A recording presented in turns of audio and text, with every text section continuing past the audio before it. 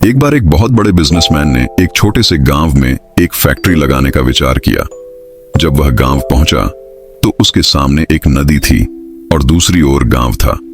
उसके पास दो विकल्प थे, या तो सड़क के रास्ते से 8 घंटे का सफर करके गांव पहुंचे या 20 मिनट में नाव के जरिए नदी पार कर गांव तक पहुंच जाए।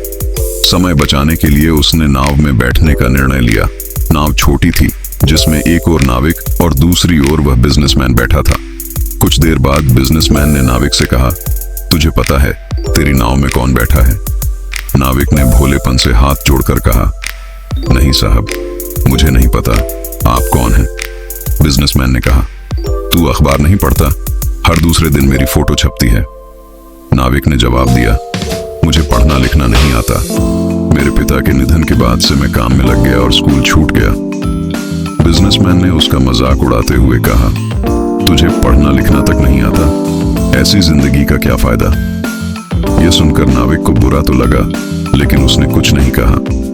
थोड़ी देर बाद बिजनेसमैन बोला, जल्द ही इस जमीन पर मेरी एक बड़ी फैक्ट्री होगी जहां ब्रांडेड मिनरल वाटर की बोतलें बनेंगी। नाविक ने भोलेपन से पूछा, क्या बनेगा साहब? इरिटेट होकर बिजनेसमैन ने कहा, पानी की बोतलें, जो तेरे गांव में नहीं पर शहरों में बिकती हैं।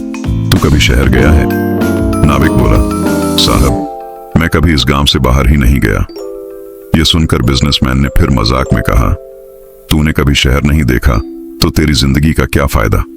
बिजनेसमैन की इस बात से नाविक का मन खट्टा हो गया और उसका ध्यान नाव से हट गया। तभी नाव का एक पत्थर से टकराव हो गया, जिससे नाव में पानी भरने लगा। उस जगह पानी बहुत गहरा था और किनारा दूर। नाविक को स्थिति की गंभीरता समझ में आ गई और वह कूदने ही वाला था कि उसने बिजनेसमैन से पूछा, साहब, आपको तैरना आता है ना? घबराकर बिजनेसमैन बोला, मुझे तैरना नहीं आता। यह सुनकर नाविक मुस्कुराते हुए बोला, साहब, आपको तैरना नहीं आता, ऐसी जिंदगी का क्या फायदा? यह सुनकर बिजनेसमैन को अपनी गलती का एहसास हुआ। उसने हाथ जोड़कर नाविक से कहा, मुझे बचा लो, तुम जो कहोगे मैं दूंगा।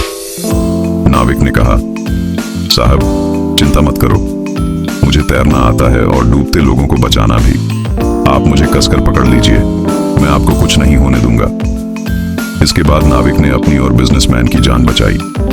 इस कहानी से हमें यह सीख मिलती है कि हमें किसी का मजाक नहीं उड़ाना चाहिए और न ही किसी को अपने से कम समझना चाहिए, क्योंकि हमें नहीं पता कि कब किसकी जरूरत पड़ जाए। इस कहानी से हमें यह सीख मिलती है कि हमें कभी किसी का मजाक नहीं उड़ाना चाहिए और न ही किसी को अपने से कम समझना चाहिए, क्योंकि हमें नहीं पता कि कब किसकी जरूरत पड़ जाए। अगर आपको इस कहानी से कुछ सीखने को मिला हो तो हमारे चैनल को लाइक, शेयर और सब्सक्राइब करना न भूलें, ताकि हम ऐसी ही और प्रेरणादायक कहानियां आपके लिए ला सकें।